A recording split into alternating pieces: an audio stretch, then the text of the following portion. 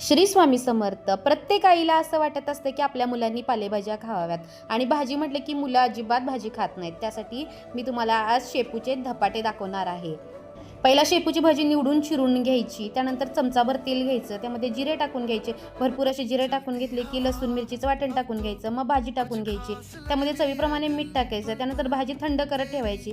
त्यामध्ये एक मोठा कांदा चिरून टाकायचा, गरम मसाला टाकून घ्यायचा, अर्धी वाटी बेसन टाकायचं, 2 वाट्या ज्वारीचं पीठ टाकून घ्यायचं आणि वरतून ओवा टाकून घ्यायचा आणि छान असं मळून घ्यायचं. एकदम मध्यम असं मळून घ्यायचं. त्यानंतर थोडंसं तेल ओतून घ्यायचं.